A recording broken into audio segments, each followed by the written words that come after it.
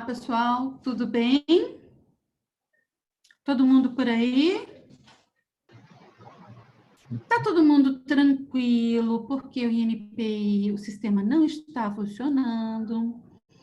Então, é uma paralisação INPI, ou um Covid INPI, ou alguma coisa assim. Então, deu uma folga para a galera. Então, é bom que vocês vão poder estudar mais aqui no curso, né? Aí eu sei que na semana que vem, semana que vem não, quarta-feira, quando estiver funcionando o NPI, aí todo mundo está pegando fogo. Bom, pessoal, obrigado por todos estar aqui, né? Desculpa aí as brincadeiras. Espero que vocês estejam gostando do curso. E hoje quem vai falar com vocês é o meu inimigo número 1, o Gustavo Cesário, que é meu esposo, que é marqueteiro. Então, vocês vão ter o outro lado da história, que é a visão do marketing sobre o processo de gestão de portfólios de marcas, né? Como é que eles criam, por que eles criam. Bom, ele vai explicar tudo para vocês, tá? Ele é um marqueteiro que já está um pouco mais assim domesticado, mas ele ainda é rebelde, vocês vão ver lá, tá? Então, boa aula para vocês. Obrigado, Gustavo, professor Gustavo, por estar aqui, tá bom? Um beijo para todo mundo. Eu vou estar aqui, mas quietinho. Olá a todos, boa tarde, tudo bem? Deixa eu compartilhar minha tela, enquanto a gente vai esperando as outras pessoas chegarem. Bom, como a Connie falou, hoje a gente vai entrar na parte do curso sobre marketing, né? Serão 2 aulas comigo, mais 2 aulas com o professor Rafael, e mais uma metade de uma aula que eu vou dividir com ele agora na próxima semana, né? Mas, basicamente, eu vou entrar alguns temas com vocês, que eu sei que a grande maioria de vocês são de escritórios, né?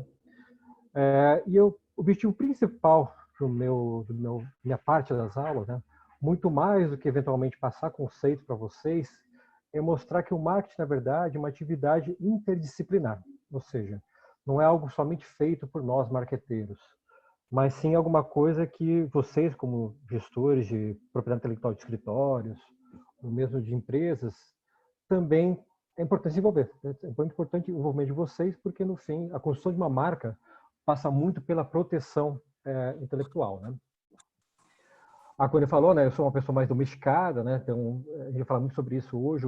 Geralmente, marqueteiros não são. Então, quem trabalha com marqueteiros sabem que a gente costuma gostar muito de ser criativos, de inventar coisas, ou mesmo de copiar coisas, né? Isso é o grande problema dos marqueteiros. Tem até no marketing tem uma palavrinha que a gente aprende logo no começo do curso, que eu acho que é talvez um dos grandes maus dos marqueteiros, que é a palavra benchmark, que é, na verdade, o que é um benchmark? É você analisar o mercado, né, olhar as melhores práticas e identificar aquilo que você precisa melhorar no produto, no teu serviço, na tua ação de gestão de marcas, né? Mas, na verdade, boa parte dos marqueteiros entende isso como uma cópia, né? E isso acaba sendo realmente um grande problema nosso, ou seja, o benchmark não é copiar. Mas o curso realmente a minha parte do curso vai ser justamente nesse sentido, né? Mostrar para vocês como a gente pensa, né? Alguns conceitos, logicamente, são importantes para nós, mas muito mais no sentido de tentar mostrar para vocês qual é o papel que vocês podem ter, né, de uma forma muito proativa nessa área nossa de branding, posicionamento e assim por diante, tá? A agenda de hoje é uma agenda que ela passa pelo conceito de posicionamento, então vou discutir muito sobre isso com vocês, também por branding, são 2 temas muito importantes na área de marketing, né? Não são temas hoje novos, são temas mais antigos, né? Mas branding, por exemplo, foi o tema da minha dissertação de mestrado em 2002, né? Naquela época era um tema bem novo, hoje tem muitos autores falando sobre isso, né? E depois, no final, a gente vai ter um estudo de caso para exercitar todas essas coisas que a gente vai discutir hoje, tá? Bom, a gente está nesse mundo nosso online, virtual, eu estou fazendo isso já, aulas virtuais, já faz 6 meses mais ou menos, né? E eu acho que o grande desafio que a gente tem nas aulas online é a participação de todo mundo. Eu gosto muito de aula presencial, acho que você consegue ver a cara das pessoas, né? Estou vendo aqui um pouco de vocês, né? Mas você não consegue ver claramente a reação das pessoas. Então, para mim, a participação de vocês é fundamental. Então, o que eu quero muito de vocês dessa aula de hoje? Que seja um bate-papo, né? Ou seja, não quero só eu estar falando. Então, toda vez que tiver alguma Dúvida, alguma contribuição, alguma questão que vocês queiram levantar? Abre o microfone, me fala. Eu vou tentar ficar um pouco também alerta aqui no chat, mas tem a Rafaela, a Samara, o Alan e a Letícia, né, que são nossos monitores, também vão estar eventualmente me monitorando. Mas quem puder realmente falar para mim no microfone é melhor, que a gente vai melhorando. Tá? E já para quebrar um pouco o gelo, né, para a gente poder usar a tecnologia a nosso favor, eu queria fazer uma atividade com vocês. Eu acho que os monitores avisaram no grupo, né, mas eu queria que vocês pegassem o celular de vocês agora para a gente fazer uma atividade bem interativa, né, para a gente começar a esquentar um pouquinho nossos motores sobre o tema de hoje. Eu falo para os alunos que eu sou o único, talvez, professor que deixa os alunos usarem os celulares na sala, né? Porque eu acho que essa interação com a tecnologia ajuda bastante. Então, o que eu peço para vocês fazerem é o seguinte, é uma atividade que a gente vai fazer uma ferramenta chamada Kahoot. Então, vocês vão entrar no celular de vocês, nesse site aqui, chamado www.kahoot.it. Vai abrir uma tela para vocês, e vai abrir lá justamente um espaço para vocês colocarem um PIN, e depois o nome de vocês. Eu vou abrir aqui justamente o meu Kahoot para poder liberar a ferramenta quando eu estou explicando como ela funciona. Tá? Só um minutinho aqui, eu já abro e a gente já conversa. O Kahoot eu uso muito nas minhas aulas porque realmente faz uma interação bem grande, eu faço muito até para reforçar conceitos, mas aqui na verdade a gente vai fazer na verdade uma enquete. Vou colocar algumas frases para vocês, algumas perguntas, na verdade são 6 perguntas, e vocês vão ter sempre 4 alternativas para responderem. Então vocês vão ter 20 segundos para responder a cada uma dessas perguntas. Vai aparecer na tela do celular de vocês sempre 4 opções. Né? Vocês vão ler na minha apresentação a informação sobre a pergunta, as respostas, e na tela do celular de vocês vai aparecer justamente figura geométrica com cores. Basta vocês relacionarem a figura geométrica da minha apresentação, né, a cor dela, com a que está no celular de vocês, apertar e a ferramenta automaticamente já gera para mim o resultado, tá? Então vamos lá. Já abri aqui. Deixa eu ver se estou com o áudio aqui ligado, senão vou ter que compartilhar de novo. Vou share aqui de novo com o áudio. Fica mais emocionante. Então vamos lá. Como eu falei para vocês, vai aparecer aqui para vocês sempre uma questão com 4 alternativas, onde vocês vão escolher então uma delas. Não tem certo ou errado, uma enquete que eu vou fazer com vocês. E aí a gente vai ver o resultado, vou comentar sobre o resultado e vai partir para a próxima sempre. São 6 questões no total, tá? Vamos lá. Vamos ver na minha tela, né? Posso começar? Pode.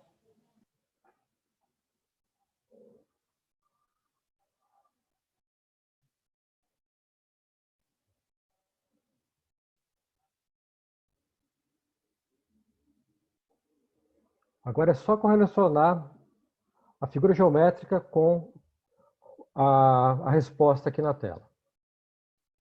Tem 20 segundos, tem que ser rápido, hein?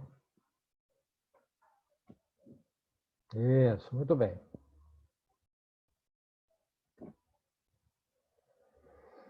Muito bem, vejam só, quando a gente pensa em inovação, em produtos de tecnologia, a primeira marca que vem na cabeça para 67% do nosso grupo é a Apple, né? Ou seja, a Apple é uma empresa que tomou esse atributo para si. Mesmo que a gente vê hoje empresas como a Samsung, né, que tem hoje celulares com muita tecnologia, televisores, né?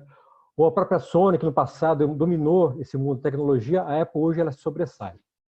Legal, né? Isso era algo já esperado. Vamos lá. Próxima questão.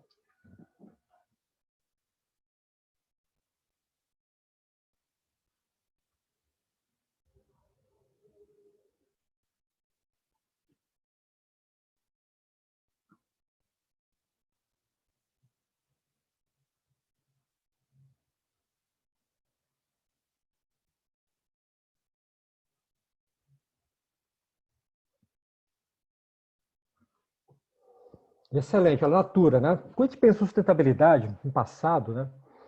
Quem poderia pensar que isso poderia estar ligado ao cosmético, né?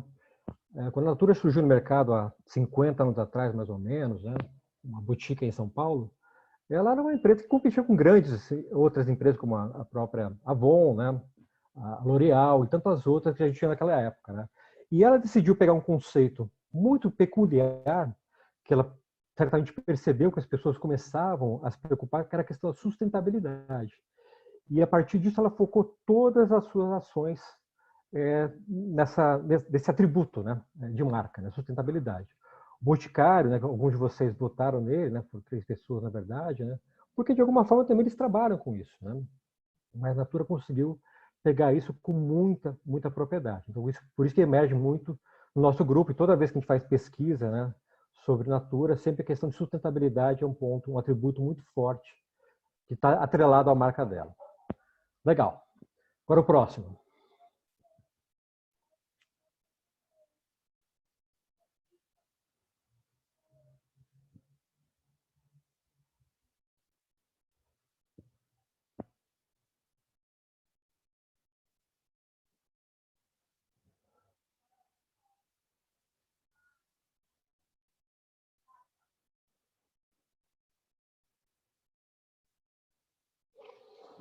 Exatamente, eficiente no mercado. Sabão em pó, o que sabão em pó faz? Lava roupa, né? Mas o Omo, desde sempre, pelo menos desde quando me lembro criança, né? Sempre usaram, né? Usava muito aquela campanha, o lava mais branco, né? E isso acabou se fixando muito na nossa cabeça que o Omo, ele é muito melhor do ponto de eficiência, né, do que ele se propõe, que é a questão de lavar, né, a roupa deixar ela mais branca de fato, né? Muito mais que outras empresas, como o próprio Brilhante. Brilhante é uma segunda marca da Unilever, né?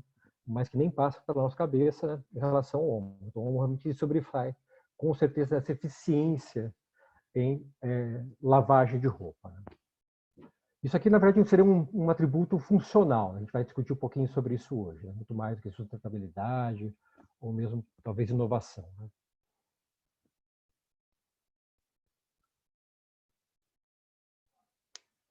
Agora o próximo.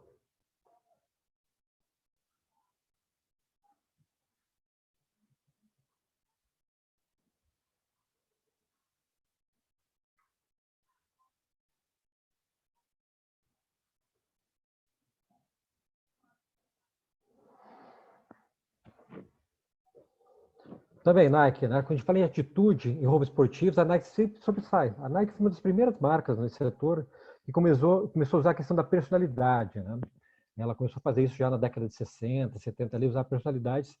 E depois aquela campanha do Just Do It, é muito essa questão realmente de você ter atitude, você realmente confiar em você e simplesmente fazê-lo. Isso acaba emergindo muito mais do que seus concorrentes, como a Adidas, Reebok e a própria Puma. Então, essa questão da atitude está muito mais atrelado a ela do que outras marcas tão fortes, né? Que a gente tem como ela, como a própria Adidas, Reebok e Puma. Agora a próxima.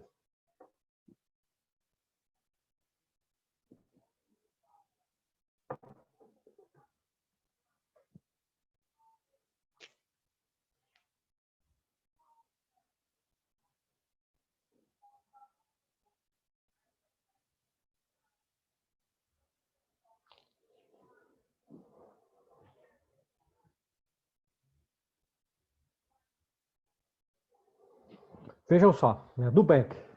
O Itaú, vocês lembram bem que algum tempo atrás, alguns anos atrás, usou aquela campanha do Digitaú, né? Gastou rios de dinheiro com aquilo, né? Para mostrar a questão da conectividade do banco. Né? Mas, na essência, o Itaú não é um banco digital, né? O Nubank acabou conseguindo ocupar muito mais esse espaço, né? Tanto que hoje tem crescido muito agora, nesse período da pandemia, se não me engano, acho que só nesse período agora, mais de 1 milhão de pessoas se tornaram correntistas dele, né? Então, a questão da conectividade digital, apesar de ter sido um atributo que o Itaú trabalhou muito bem numa campanha há 5, 6 anos atrás, hoje os bancos digitais verdadeiros, como o Nubank, estão conseguindo ocupar esse espaço. Ou seja, não adianta nada você ter um atributo, né, você trabalhar a comunicação muito forte, muito trabalhou, se você não consegue preenchê-lo de fato. Né? Então, o Itaú não é verdadeiramente um banco digital, quando o Nubank é de fato. Né? Então, por isso que o Nubank acaba emergindo em relação ao Itaú. Agora vamos para a última. Quero ver que vocês vão responder.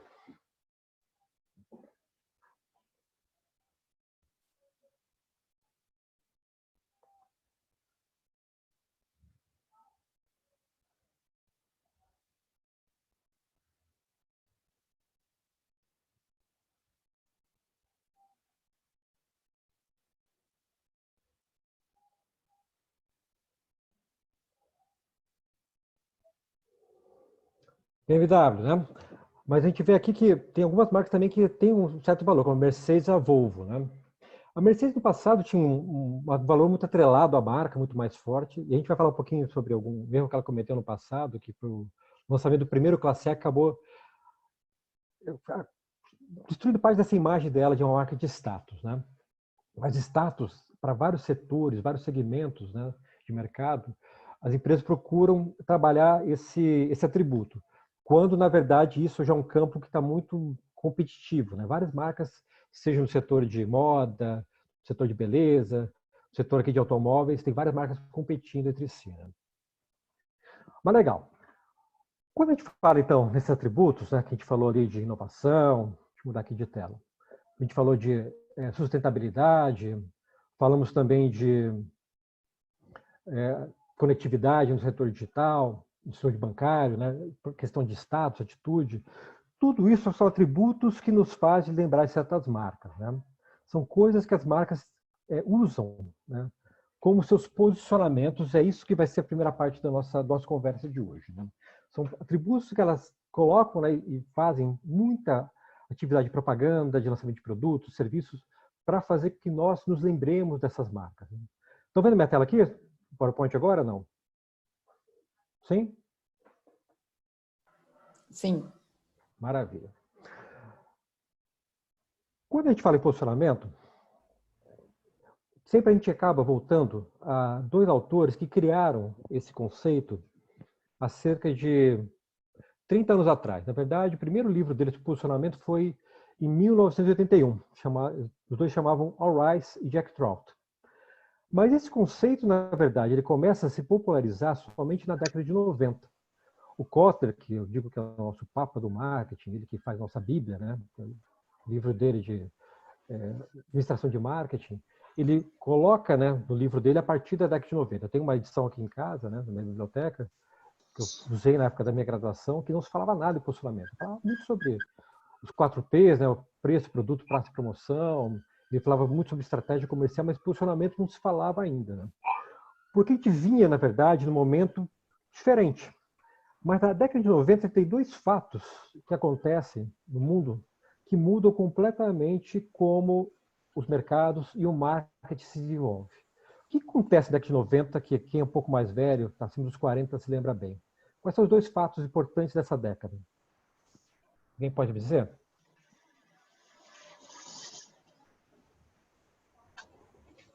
Um acontece na virada do século, virada dos anos 80 para os 90, e a outra já da segunda metade da década de 90 para a virada do século. São dois fatos muito importantes do mundo. Alguém tem ideia? A queda do Muro de Berlim? Excelente. A primeira delas é a queda do Muro de Berlim, que trouxe para nós o quê? A globalização. Acabou aquela divisão que a gente tinha entre o Ocidente e o Oriente, o grupo lá da União Soviética com o grupo dos Estados Unidos. Isso aproximou o mundo, né? E o que aconteceu a partir dali?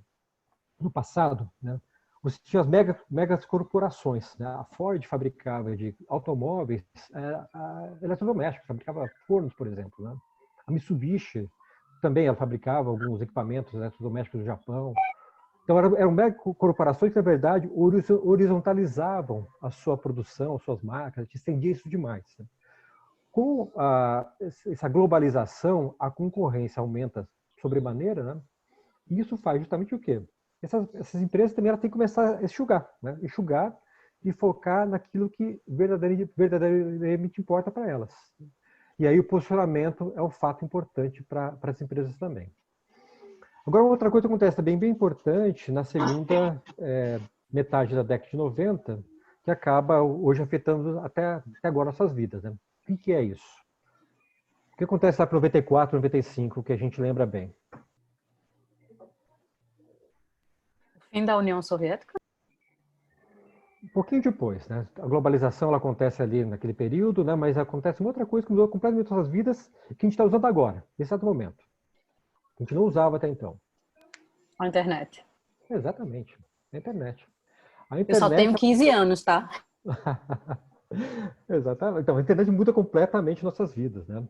A internet ela muda como a gente se relaciona entre nós, muda como as empresas se relacionam com a gente, né?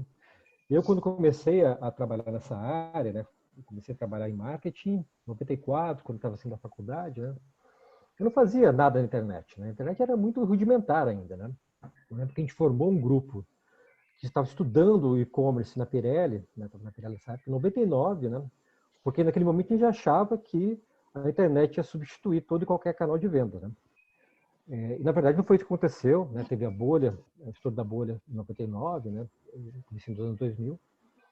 E a internet ela se fixou um pouco mais, já ali na metade ali dos anos 2000. Né? Mas a internet mudou completamente como as empresas realmente elas trabalham, porque também aproximou muito. Né? Fazer propaganda no passado era muito mais fácil, porque você bastava ter muito dinheiro. Você tinha dinheiro, né? Investia aquele dinheiro todo, comprava lá em sessões no horário nobre da Globo e aparecia. Né? Hoje, o que importa muito, o que é? A tua mensagem. Né? Como você realmente se aproxima dos seus consumidores. E é isso que o posicionamento faz. Né? Então, o posicionamento é justamente o que está nesse slide aqui, que é a ação de você projetar uma marca para ocupar um lugar diferenciado na mente do público-alvo. Hoje, por exemplo, se vocês pensarem, cada um de vocês, quantas marcas você já viu no dia de hoje, navegando pela internet, vendo alguma notícia, abrindo e-mail, recebendo um monte de spam na caixa de entrada. A gente está mais em casa, né? Está mais no escritório por causa da pandemia. Mas quando a gente saiu muito na rua, era o tempo todo sendo bombardeado por alguma mensagem. Né? E aí você tem que se diferenciar, tem que ser diferente. Né? Kotler tem uma frase, né, que é muito legal, que ele fala o quê? Isso há muito tempo, né? Que para uma empresa sobreviver, ela não pode realmente copiar as outras marcas, ela tem realmente que ser diferente. Né? Agora, só diferente basta para você se posicionar? Você basta realmente lançar algo que é totalmente diferente e com isso eu faço que todo mundo se lembre de mim? Sim ou não? Eu acho que não. Não, né? Por que isso? Deixa eu ver aqui no chat aqui se alguém está falando alguma coisa. Peraí. Por que só diferente não basta? Eu acho que o diferente também tem que se comunicar com a ideia da marca. Ser diferente tem que trazer algo de verdade. Exatamente. Foi o que a Natura fez, né? Pegando o exemplo da Natura ali, nossa brincadeirinha de agora, né? A Natura, ela vem construindo essa imagem de sustentabilidade, que era diferente quando ela começou com isso, já há muito tempo, né? Mas não é somente falar na comunicação dela que ela gosta da sustentabilidade, né? Ela faz uma série de ações relativas a isso. Né? Ela vai lá na Amazônia e adota comunidades indígenas que vão produzir alguma parte dos insumos dela, dos extratos lá que ela usa. O Bauer mandou um e-mail pedindo orçamento para 45 marcas para 2021. Mas enfim, nós estamos planejando, né? Acho que alguém está com o áudio vazando aí. Então, a Natura ela faz uma série de atividades que reforçam esse conceito. Então, não basta você dizer, né? Você tem que acreditar e tem que fazer. Né? Então, o posicionamento você tem que ter diferenciação, sim, mas tem que também fazer aquilo e, principalmente, ser relevante para o seu consumidor. A gente vai falar bastante sobre isso hoje. Então, você tem que ter uma relevância para ele. Deixa eu ver, tem bastante gente já falou alguma coisa no chat. Deixa eu ver se consigo ver o chat aqui. Senão, Alan e menina, Ô, você tem Gustavo, alguma pergunta aqui? Gustavo. Não, é só mais questão de coisa do Kahoot, ou estavam respondendo aquela sua pergunta sobre qual era o marco, né, sobre a internet, mas nada muito, nenhuma pergunta. Tá bom, então se alguém tiver uma pergunta, abre o áudio, fica mais fácil para eu conseguir ver, tá? Então, de novo, quando a gente fala em posicionamento, a gente precisa ter diferenciação e relevância para o consumidor. Essas duas coisas têm que estar realmente muito próximas, têm que andar realmente lado a lado. Esse é o ponto fundamental, tá? Com isso, o que acontece? Você consegue maximizar toda e qualquer vantagem competitiva da sua empresa. Né? Isso é um ponto fundamental. Eu crio um posicionamento que é baseado naquilo que eu tenho de melhor para eu conseguir maximizar aquela minha vantagem competitiva.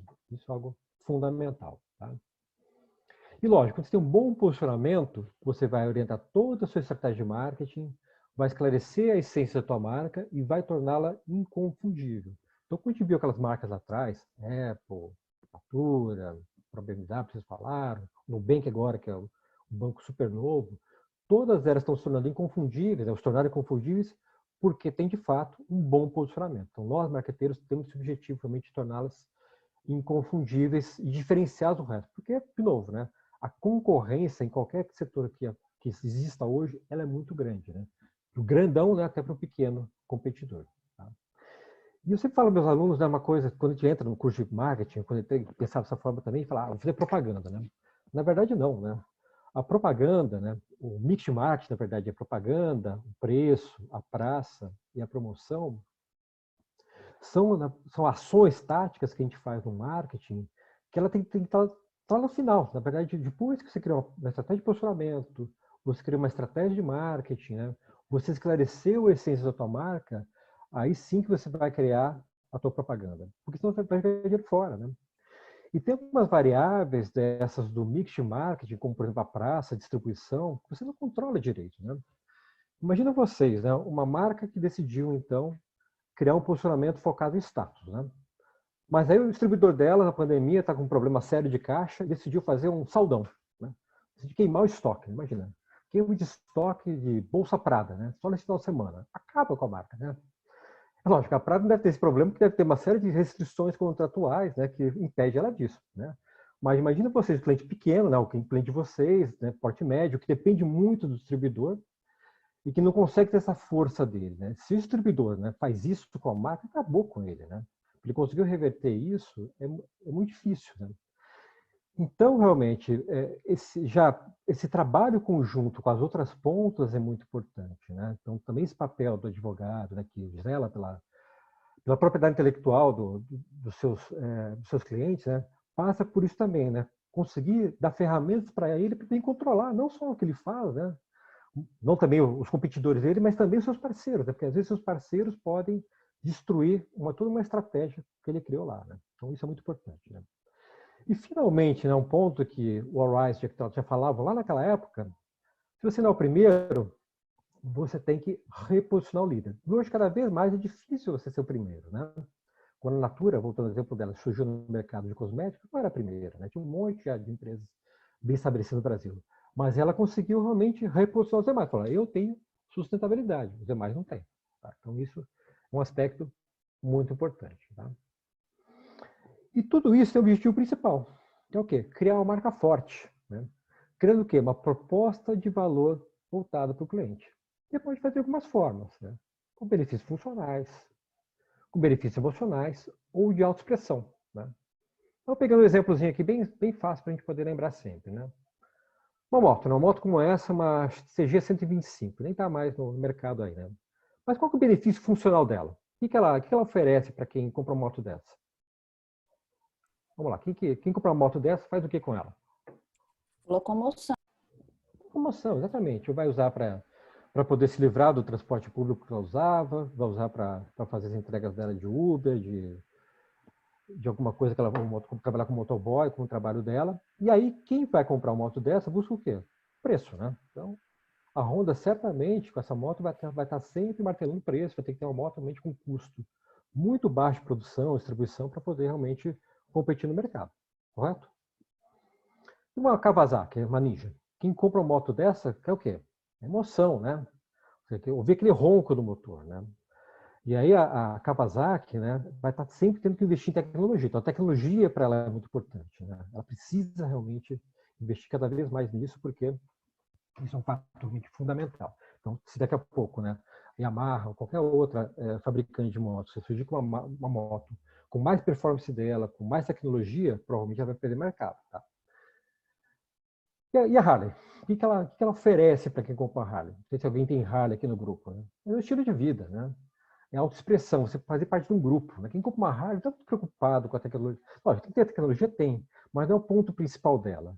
Normalmente você poder, né, vestir o casacão, né, com a águia atrás lá, sabe, o símbolo Harley, e passear com seus amigos no final de semana. Então, quando você consegue criar uma marca que as pessoas que compram ela se expressam através dela, é quando realmente você consegue ter uma marca verdadeiramente forte. Né?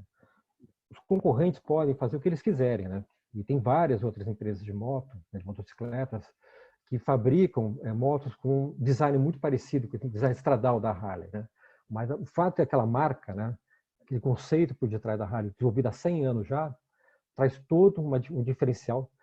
E aí, realmente, é quando a marca se fixa realmente na nossa cabeça, ninguém mais tira dela. Tá? Então, esse é o objetivo final que a gente queria com posicionamento de marca, criar uma autoexpressão do consumidor. Lógico, tem um segmento específico? Tem, claro, mas para ela o que importa é aquele consumidor. Acaba virando uma questão aspiracional. Legal? Tudo bem até aí? Podemos seguir? Está muito rápido? Está tranquilo? Não? Alguma pergunta? Alguma colocação?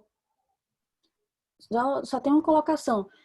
Me veio aqui a ideia de que criar um estilo de vida como marketing, né, é muito complicado, assim, já parece mais refinado. Então, assim, na sua visão, começa com preço e vai para estilo de vida ou não necessariamente? Mas me parece que o mais difícil é já criar logo algo que já de pronto vai para o estilo de vida, sem nem Sem dúvida alguma. Sem dúvida alguma. Chegar a isso que a Harley chegou, demorou 100 anos para ela chegar ali, né? Talvez um pouco menos, né? Mas demora muito tempo, porque realmente você tem que fazer... O que eu falo sempre quando a gente fala em posicionamento, né? Você tem que ter uma consistência na tua mensagem, né? E marqueteiro tem um problema, a gente não é consistente, a gente é criativo, né? Eu trabalhei em empresa italiana durante quase 20 anos da minha vida. É um inferno trabalhar em empresa italiana, porque o italiano, além de ser ser esbalhato, né? Eles têm ideias sempre novas a cada momento. Trabalhei muito tempo na Pirelli e depois no grupo Fiat, né? E uma loucura, cada ano você tinha, né, mudanças, né?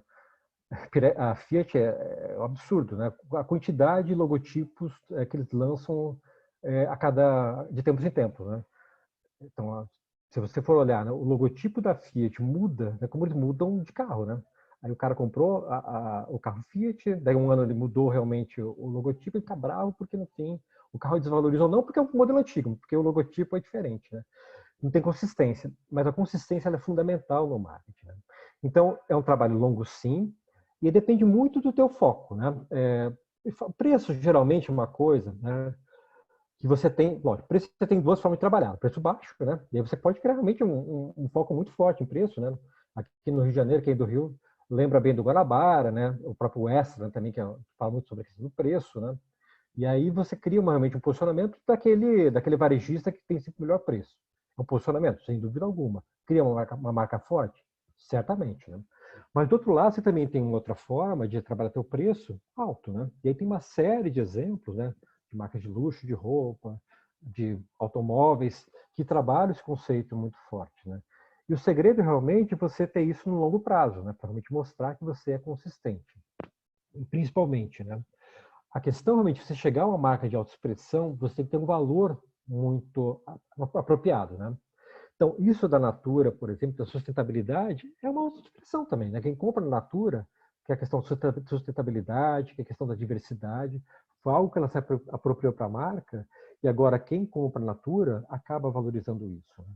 Mas também é algo que ela fez ao longo de décadas, né? A Harley é a mesma coisa e tantas outras, tá? Tudo bem? Tem alguma pergunta no chat aí, Alan? Não, só tem uma pontuação da Aline que ela diz que mudar o logo da marca pode ser uma estratégia para criar uma novidade sem mudar essencialmente o produto ou serviço. Talvez esse seja um dos fatores da mudança de marca da Fiat. A Fiat falou que não. Na verdade era presidente novo. Então, toda vez que chegava um presidente novo, diretor de marketing novo, o cara lá e mudava a marca. Sabe? Isso era fato. Se mudava alguém lá na Itália, sabia que vinha a marca nova. Sabe? Então, era coisa de alguém que queria deixar a marca, né? E a marca pessoal acabava virando a marca da empresa, né? Isso realmente é um problema. Lógico, a marca, você fazer o que a gente chama de rebranding, né? É importante? Sim, a marca tem que estar sendo renovada, né, ao longo do tempo, né? Mas tem que ter uma justificativa, tem que ser algo cadenciado de longo prazo, né? Fazer como a Fiat fazia, né, todo instante mudar a marca, acabava, na verdade, enchendo, né, o consumidor que fala, pô, comprei um carro agora, né? O carro está novinho, né? Dei pouco com ele, mas tem uma nova marca estampando os carros que estão saindo da concessionária. Então, acaba deixando o consumidor realmente insatisfeito com a tua marca, tá? Mas legal, então vamos avançar. Então, aqui essa frase que eu coloquei lá para vocês agora há pouco, né? O Kotler fala, né, que nenhuma empresa ela consegue vencer se seus produtos e serviços lembrarem a oferta a outra. Então, isso é algo que a gente tem que sempre estar em mente quando a gente fala de marketing, né? Então, eu queria agora avançar sobre na verdade, eu costumo passar para os alunos uma forma de a gente conseguir avaliar o posicionamento de uma marca. Então, alguns passos, né, que eu acabei criando para que eles possam realmente avaliar se vale ou não investir naquela marca. Tá? Depois a gente vai olhar um bom exemplo para exercitar isso. Então, a primeira coisa que a gente já falou é o que é? Vamos ver se vocês se lembram. Estão realmente prestando atenção. Qual foi o primeiro fato que a marca tem que ter para ela tornar-se verdadeiramente um posicionamento forte de fato? Primeiro slide lá. Questão da? O posicionamento? Posicionamento. E um dos fatores de posicionamento qual que é? Diferenciação e relevância para o... Exatamente. Então, primeiro deles, a diferenciação. A marca tem diferenciação? Eu pergunto para vocês, qual é a diferenciação que a gente tem hoje entre as empresas de telefonia no Brasil? TIM, Vivo, Claro e Oi. Tem alguma diferenciação? Você consegue ver algo diferente entre elas? Nada, né? Só... Pode falar. Você fala sobre a Vivo. Qual que é o ponto da Vivo que você acredita que ela tem diferente em relação às demais? Eu só ia falar que o serviço me parece melhor, mas realmente as marcas eu não consigo diferenciar. Não tem, né? Na verdade, as telefones não tem nenhuma diferença entre elas. As pessoas hoje trocam de empresa de telefone pelo preço, né? Então, toda vez que alguma faz um pacote melhor de dados, a gente vai lá e muda para elas, né? Ou quando muda, né, melhora a banda no nosso bairro, né? Tá bom, agora a Oi estava recentemente com uma velocidade maior aqui na rua que eu moro. Eu vou mudar meu pacote de dados para Oi. Acabei não mudando, teve os problemas lá que eu acabei vendo na marca, né, na empresa. Mas eu teria mudado somente pela questão da melhoria da velocidade da banda larga naquele momento. Depois, se outra me oferecesse algo melhor, provavelmente mudar também, né? Isso explica, por exemplo, toda vez que alguma das telefônicas compra uma outra marca, né, ela acaba com a marca. A Claro, né, comprou a NET, acabou com a marca NET, né? Agora, né, a Oi os rumores que a Oi, muita parte dela de telefonia vai ser vendida, né? Certamente, né? As empresas que vão comprá-la estão comprando a carteira de clientes, né? A marca, para eles, tanto faz, né? A marca vai sumir se ela for comprada, porque a gente não tem diferenciação, né? Isso é um fato. Então, a diferenciação é muito importante, porque senão você briga só por preço, que é o que elas fazem hoje, tá? O segundo ponto que é importante para a gente avaliar o posicionamento da marca, o que é? A relevância, né? A marca tem que ter relevância, né? Que a gente já falou sobre isso. E aí você se lembra do Google Glass, né? O Google Glass, quando foi lançado, né, na questão de uns 8 anos atrás, era diferente? Trazia alguma inovação? Sim ou não?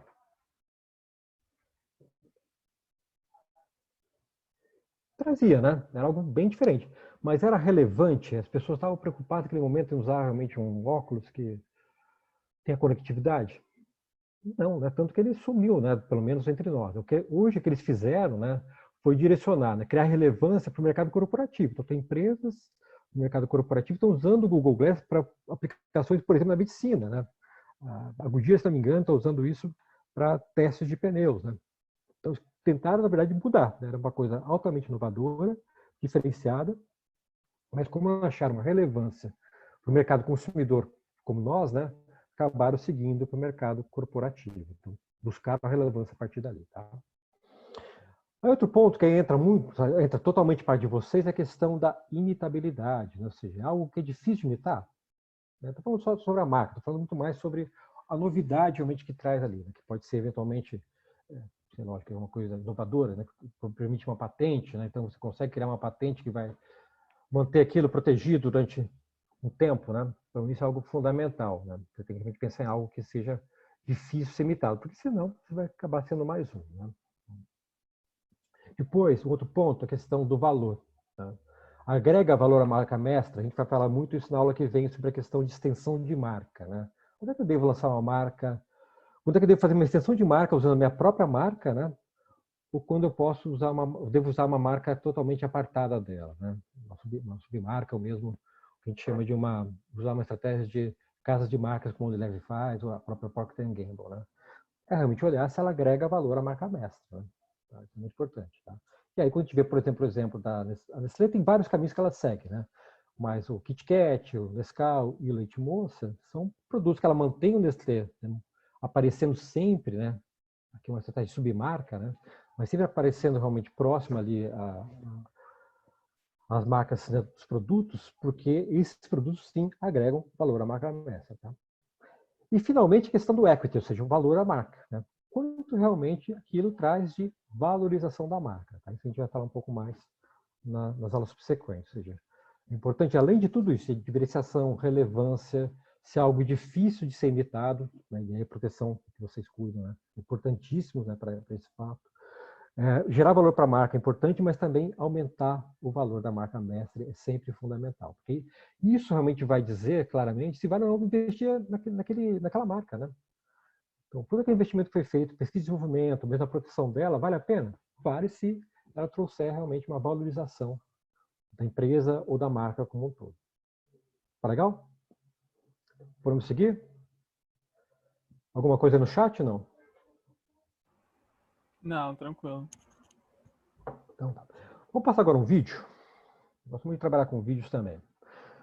Para mim, assim, um dos vários gênios que já surgiu, né, no marketing, apesar de nunca ter feito, acho que uma aula de marketing na vida dele, foi o Steve Jobs, né? Steve Jobs todo mundo conhece bem, né? Ele era um gênio realmente, um dos fundadores da Apple. E como todo gênio, cara, muito difícil. Toda vez que ele saía da Apple, a Apple, né, acabava, né, praticamente, né? A Apple degringolava, né? Quando ele voltava, ele acabava resgatando a Apple. Né?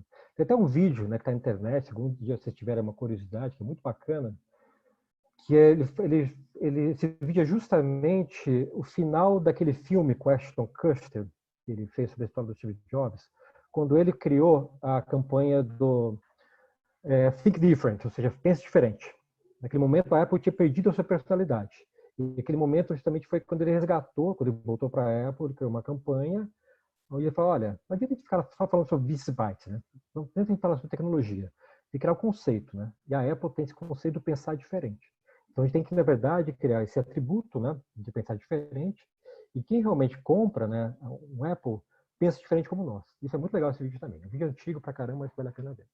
Esse vídeo aqui eu vou passar para vocês, é um trechinho, na verdade, que eu editei, mas é um vídeo, na verdade, de lançamento do primeiro iPhone, lá em 2007. Né? Esse vídeo tem aqui, a gente vai ver que tem 6 minutinhos, eu vou passando nele e vou falando alguns comentários no meio dele.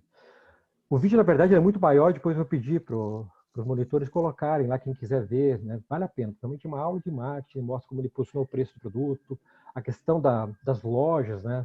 Que ele acabou criando a partir dali, as Apple Stores, a própria questão do vínculo, né? Que ele fez primeiro com uma operadora de telefonia dos Estados Unidos, né? Para poder vincular o plano, se deixou realmente produto exclusivo, né? Mas isso verdadeiramente é uma aula de posicionamento. A gente vai discutir sobre isso, tá bom? Deixa eu compartilhar de novo agora com o áudio. Se me fala se está alto ou se está baixo.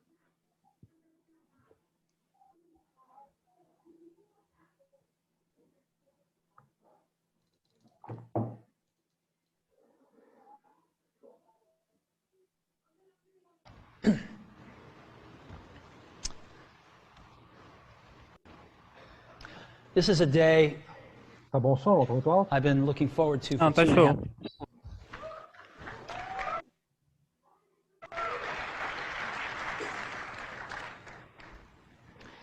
Every once in a while, a revolutionary product comes along that changes everything.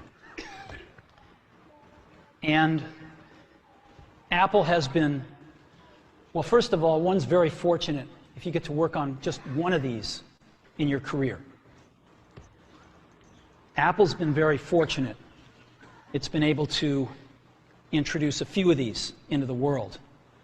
In 1984, we introduced the Macintosh. It didn't just change Apple, it changed the whole computer industry.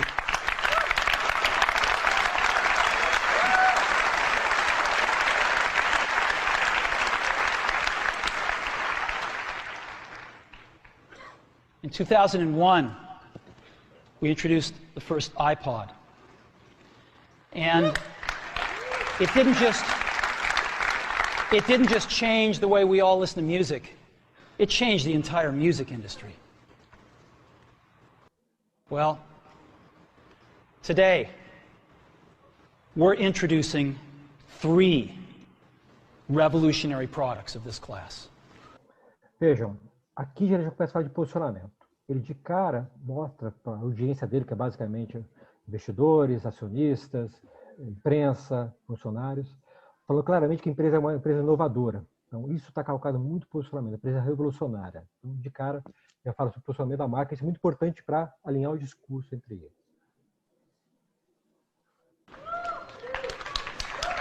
The first one is a widescreen iPod with touch controls.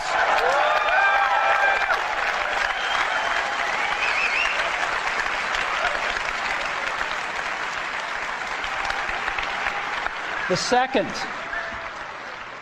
is a revolutionary mobile phone.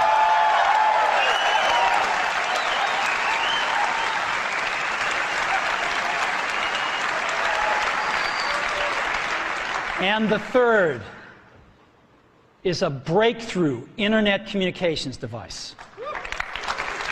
E veja, inovação, às vezes, você não criar algo absolutamente novo, mas às vezes juntar pedaços, né? Então, juntou o telefone, juntou a questão do comunicador de internet e a questão também do que a Apple fez muito bem, o som, né? O iPod, né?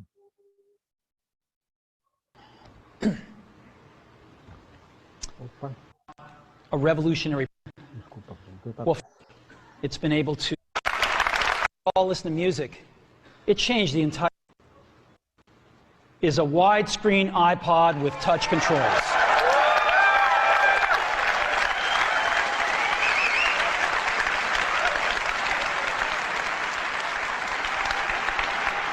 The second is a revolutionary mobile phone.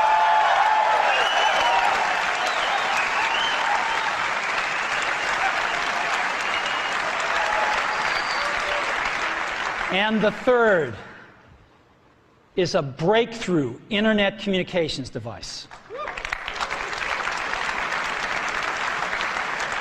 So, three things: a widescreen iPod with touch controls, a revolutionary mobile phone, and a breakthrough internet communications device. An iPod, a phone, and an internet communicator. An iPod, a phone. Are you getting it? These are not three separate devices. This is one device. And we are calling it iPhone. Today, Apple is going to reinvent the phone.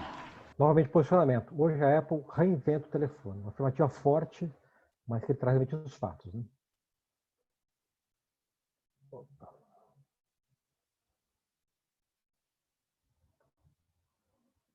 Desculpa, gente, isso aqui foi. Getting it? These are not three separate devices. This is one device. And we are calling it iPhone. Today, Apple is going to reinvent the phone. And here it is.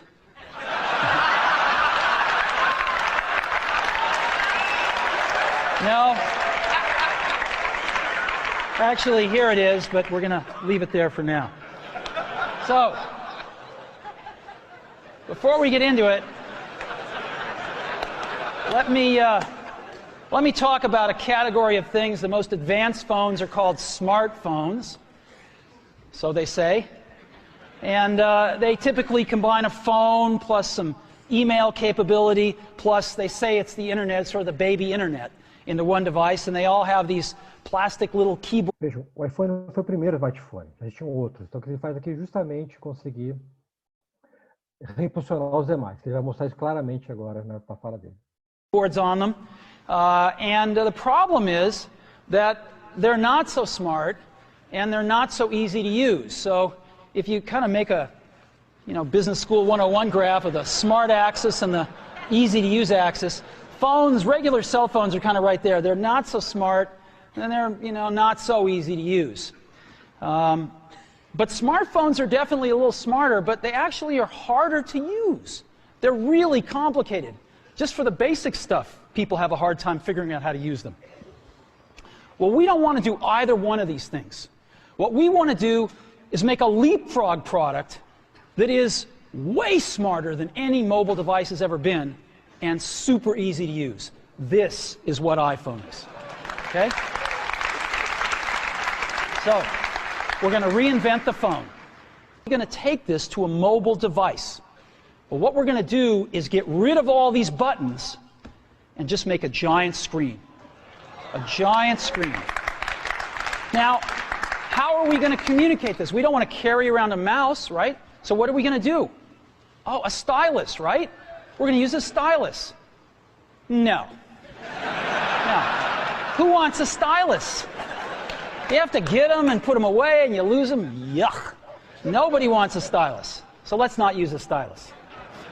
We're going to use the best pointing device in the world. We're going to use a pointing device that we're all born with. We're born with 10 of them. We're going to use our fingers.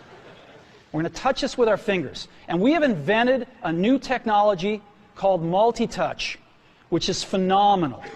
It works like magic. You don't need a stylus.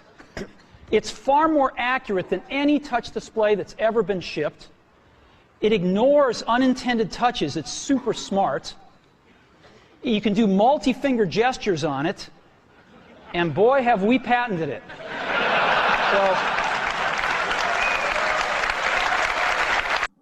Gente, isso é posicionamento. Tá? É você realmente ter uma ideia muito forte, focar claramente nos valores da tua marca. A Apple sempre teve essa questão da inovação muito forte, muito presente. Isso ele coloca desde o princípio do lançamento dele ali. E mostra toda a evolução do seu produto e cria realmente os fatos, né? Ou seja, reposiciona aquelas marcas que já estavam dominando o mercado. A Palm era muito forte naquela época. Quem vivia naquela época na empresa já conhecia o BlackBerry, né? E tantas outras. A Nokia era líder de mercado, mas ele muda completamente o jogo, né? Se te lembrar, a Apple não fabrica, na verdade não estava nesse mundo da telefonia, né? A Apple fazia o quê? Fazia computador, né? O que ela percebeu naquela época? O que ela viu que o mundo estava... O que estava acontecendo com o mundo naquele momento? Estava mudando para conectividade móvel, né? Ele viu, olha, se eu continuar fabricando somente os meus Macintoshes, eu vou perder mercado. Então está na hora de eu mudar completamente o jogo, e foi quando decidiram lançar o iPhone. E aí acabou, a história a gente já conhece, né? Aí eu pergunto para vocês, ele trouxe diferenciação para o mercado? Sim ou não? O iPhone? Sim. Sem dúvida, né? Mudou completamente o jogo, né? Depois várias outras marcas, né, acabaram seguindo o mesmo caminho dele. Era relevante para nós consumidores? Sem dúvida, né? Ou seja, já fazia parte da nossa... Já era algo que a gente buscava na questão da conectividade móvel, né? E o iPhone tornou isso mais fácil, né? Tanto para responder o e-mail como para navegar na internet, né? Houve uma série de inovações, né, para evitar a imitação que ele acabou trazendo ali, né? Inclusive, né, ele criou ali, por exemplo, algum tempo depois ele já tinha o iTunes, mas acabou melhorando o iTunes, né, com o próprio iPhone. Até um fato interessante, né? Não sei se vocês sabem, né? Mas como é que surgiu a Apple Store? Alguém sabe como é que surgiu a Apple Store na história do iPhone? O iPhone, quando surgiu, um monte de garoto, né, de 17, 18 anos, começou a criar, na verdade, um aplicativo, um app, chamado Cydia, né? E, na verdade, fazia o chamado Jailbreak, né? Eu usei isso, né, quando eu comprei o primeiro iPhone, e você, na verdade, quebrava a arquitetura do iPhone, porque o iPhone era uma tecnologia totalmente fechada, né? Você não tinha aplicativos de terceiros. Ele quebrava aquela estrutura, aquela arquitetura do iPhone. E aí esses garotos, né, produziam uma série de aplicativos de graça, né, que você podia usar no teu iPhone para aumentar a sua funcionalidade.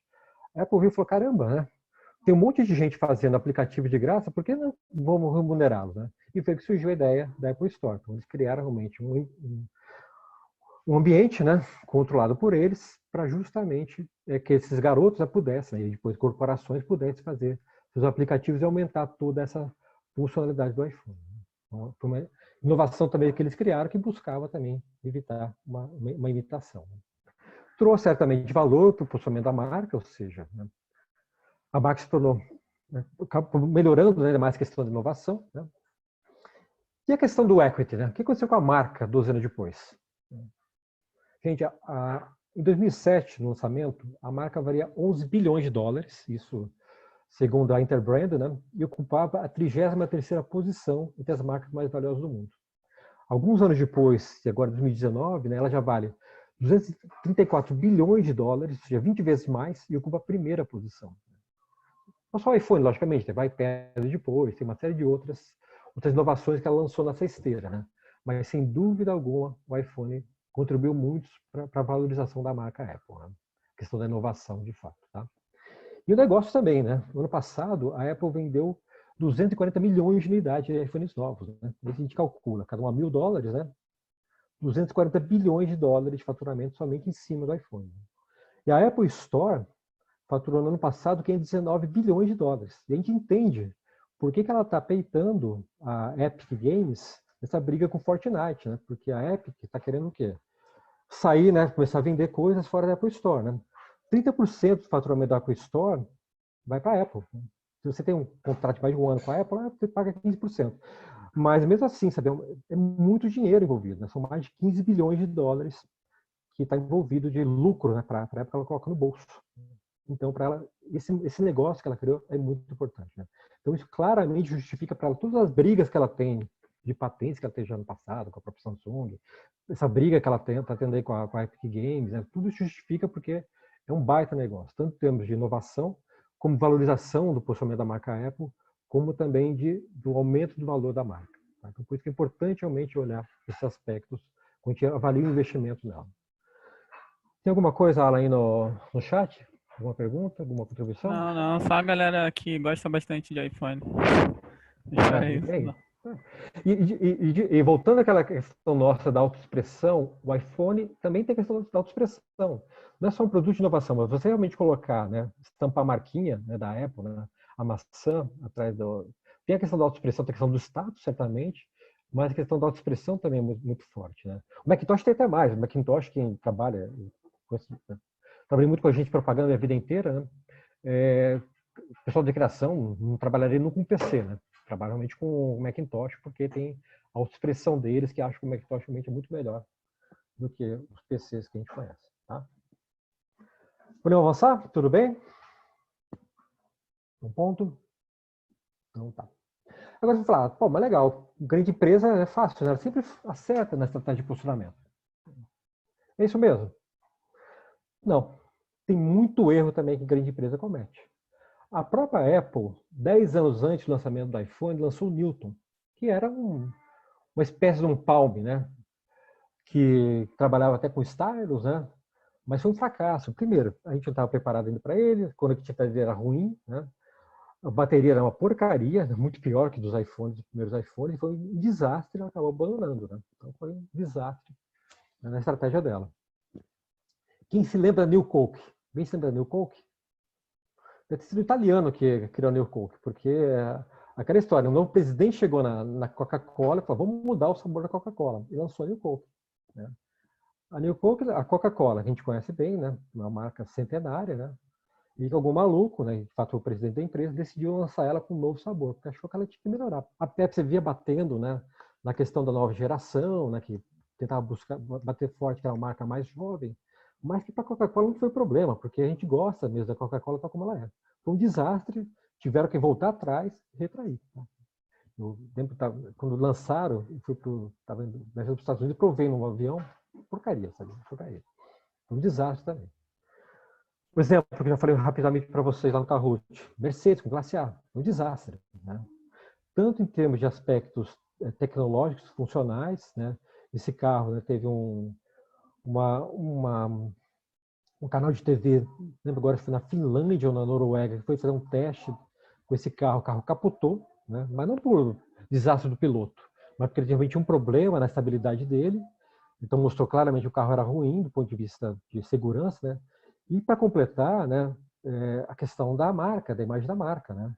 Quem compra o Mercedes, né, paga 300 mil reais num carro, né? E aí começar a ver, né, um carro, né, com a mesma marquinha, né, com a mesma estrela, né, de 3 pontos estampada ali, por 5 vezes menos aquele preço, é um desastre, né? A gente ficou bravo, né? E acabou mudando de marca naquela época. Então, o posicionamento bem foi péssimo, né? E talvez o pior desastre da história foi esse da Kodak, né? Kodak, bom, pergunta que eu faço para vocês. Qual foi a empresa que lançou a tecnologia de marca digital? Qual foi a empresa, na verdade, que criou a tecnologia? Vocês sabem? Alguém sabe, não? Foto digital? Então, quem criou a tecnologia das fotos digitais? Da tecnologia digital?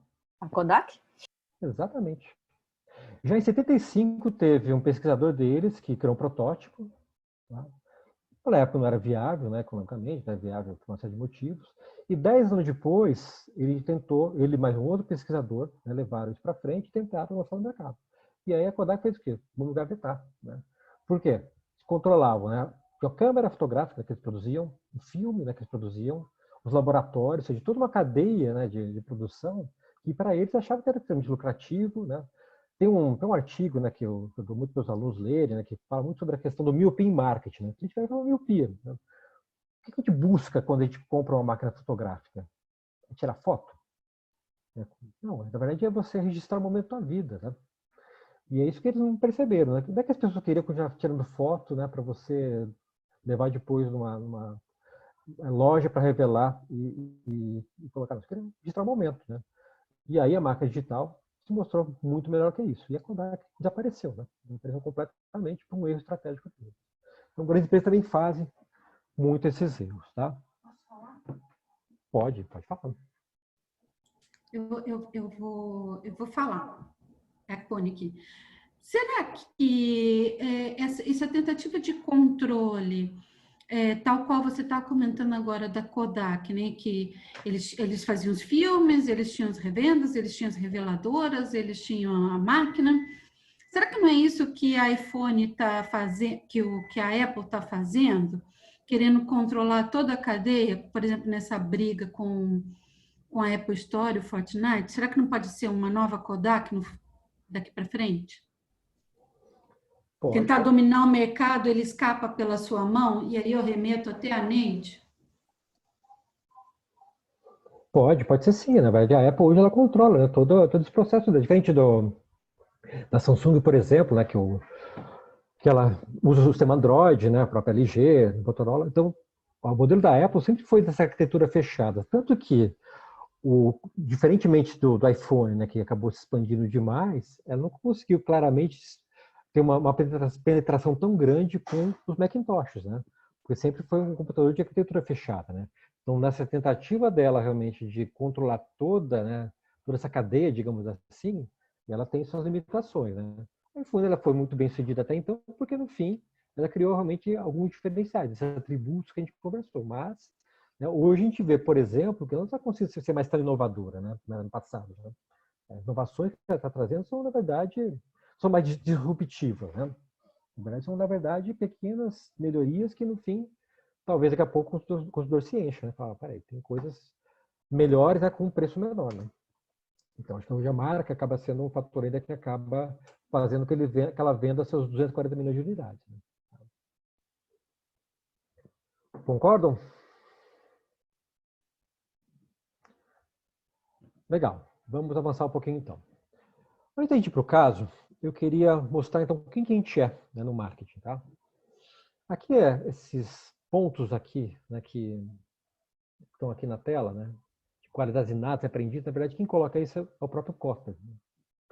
Então, fala quem que deveria ser o profissional de marketing. Né? Se vocês forem ver aqui, são qualidades, né, que ele coloca como inatas, que qualquer executivo tem que ter. Predisposição ao risco, tomar decisões, solucionar problemas, todo executivo tem que ter isso de fato. Né? Aprendidas, experiência global, multicanal também tem que ter, né? Isso é fato. Né? Agora, independente daquilo que a gente precisa ter, né, que o Kotler fala, tem um ponto que a gente não tem, que a gente não aprende, que é justamente a questão da propriedade intelectual. A gente não aprende isso nas universidades. Não é uma disciplina das carreiras, né, das cadeiras de marketing. Né. Eu falo minhas aulas sobre propriedade intelectual porque eu trabalho com isso, moro há 20 anos, né, vivo há 20 anos com minha inimiga aqui. Né, mas se você pegar um livro do Kotler, ele não fala sobre, ele fala muito de passagem, sabe? Em alguns pontos do livro, sobre a questão de proteção, tá? Proteção à marca, proteção intelectual. Mas realmente não tem um capítulo dedicado a isso, né?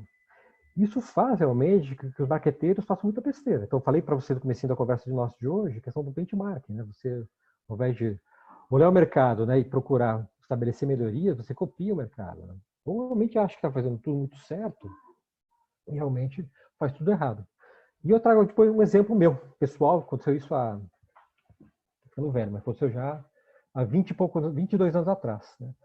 Na véspera da Copa de 98, eu decidi lançar uma campanha com o Ronaldo Fenômeno, né? Uma campanha no Brasil, né? Onde ele chutava essa bola por debaixo do Torre Eiffel usando essa camisa do Brasil, né? E eu achava que estava tudo bem, porque não aparecia o logo, né? O brasão da CBF, né? E quase tomei processo da CBF, né? Porque eu realmente não fui. Vi que eles tinham direito, né, sobre aquele escudo, né? E eles estavam brigando realmente naquela época, tinha aquele problema das cervejas, né? Eles estavam indo atrás muito sobre a questão de toda qualquer empresa que queria fazer ambush marketing, né? Naquela época não existia essa palavra ainda, né? Mas era o que eu estava fazendo de fato, tá? Eu fui salvo, na verdade, pelo departamento jurídico, né? A Silvia Lofredo, que era minha amiga na época, né? Me ligou, pô, o que ia fazer? Você estava louco, né? E o diretor, o presidente da empresa, né? O Jorge Laceta, né? Que era advogado, né? Falou, pô, você tá maluco, né? Você só vai lançar as campanhas depois que você entrar no acordo com a CBF, né? Mas aquele garoto, né? 20 e poucos anos, né? Né? Falei com os empresários do Ronaldo, né? Com o próprio pessoal da Inter de Milão, que me falavam, não, dá para ir em frente, né? Mas não dava, né? Porque eu não tinha a mínima ideia, realmente, que aquilo podia me dar um problema, porque não tinha aprendido sobre os problemas que isso poderia me gerar na faculdade. E a gente não aprende, de fato, tá? Não aprende mesmo. Então, isso, né? Certamente, diariamente, né, tem pessoas, né, na frente de uma posição de marketing fazendo alguma bobagem nessa área, né? E é isso que vocês veem, né? Nos casos que vocês pegam de trade dress, o cara vai lá e copia, né, conjunto visual do líder, ou vai lá e usa, né, um nome parecido de outra marca, porque ele está liderando. Tudo isso acontece direto porque, no fim, né, acha-se que está fazendo um benchmark, está fazendo algo realmente correto, né, porque a gente não aprende isso, né? E isso, gente, é uma grande oportunidade para vocês, o quê? Promover treinamentos, ensinar realmente, né, nós, profissionais de marketing, o que é propriedade intelectual, quais são os riscos dela e qual é a sua importância, né? Minimiza certamente os riscos, né, para a empresa, né? Mas isso vai me diminuir o número de ações. Mas utiliza recursos, né? Utiliza recursos da empresa para direcionar efetivamente para aquilo que precisa de fato, tá?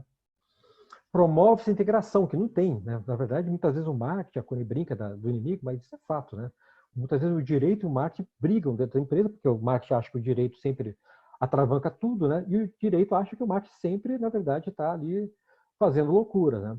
Essa integração é muito importante, né? E cria um diferencial para o escritório de vocês, né?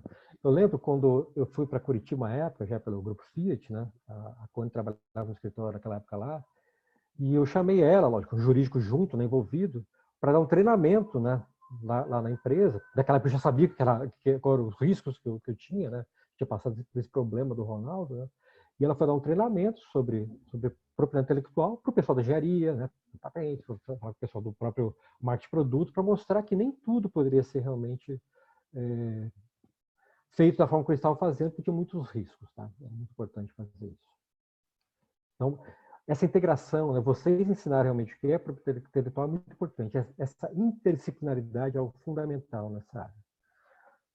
Alguém quer colocar algum ponto aí? Estou vendo o pessoal colocando aqui no chat. Alan, tem alguma coisa aí? Não, é a galera só comentando sobre a importância da propriedade intelectual nos cursos, né, nas academias. Mas... Gente, e não tem, tá? E não tem. Você não aprende isso nas faculdades de marketing. A SPM, acho que já no passado tentou colocar isso como eletivo, mas eu quando estudei na SPM 30 anos atrás, a gente tinha uma matéria chamada Ética e Legislação. A professora falava muito mais sobre ética do que sobre legislação. Não tinha nada a ver com propriedade intelectual.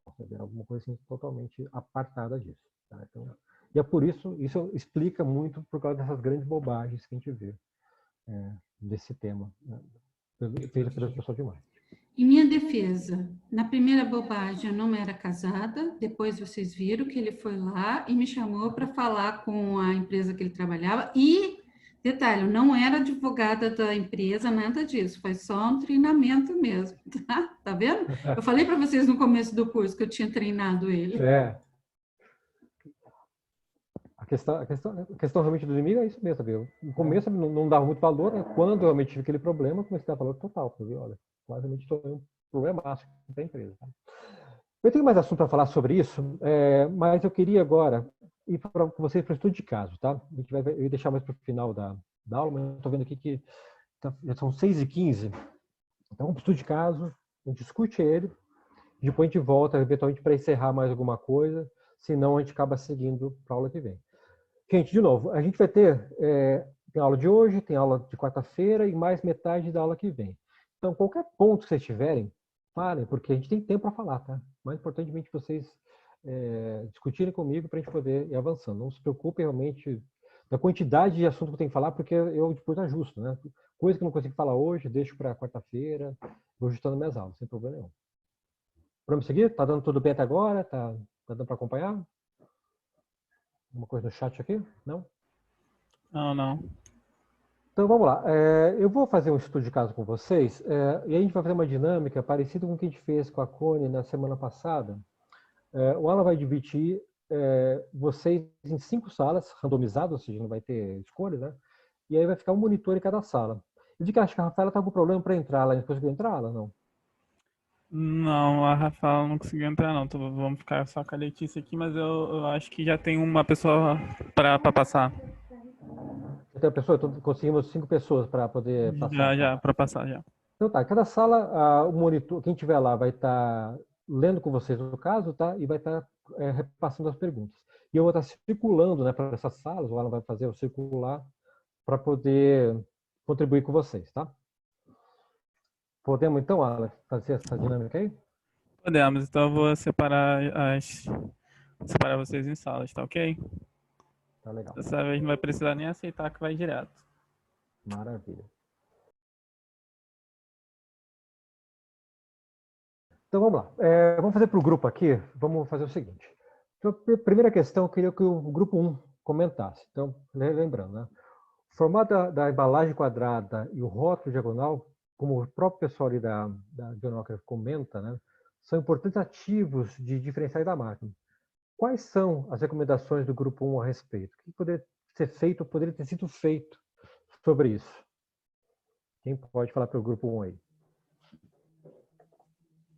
Eu acho que nós éramos o grupo 1. Eu não vou abrir minha câmera, porque eu estou com problema na internet hoje, está difícil aqui, então espero que vocês estejam me ouvindo bem. Super bem. A gente estava na discussão a respeito da questão da embalagem quadrada, do rótulo na diagonal, e a gente chegou a uma conclusão, depois a gente teve até uma ajuda, né, sobre o conceito de ter uma embalagem quadrada para um produto diferente, né? Então, assim, não é uma embalagem quadrada que todo mundo usa a todo tempo para poder armazenar, né, colocar os seus produtos.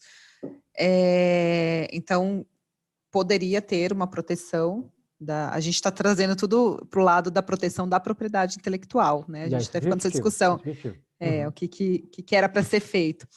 E aí uma proteção da embalagem como uma marca tridimensional.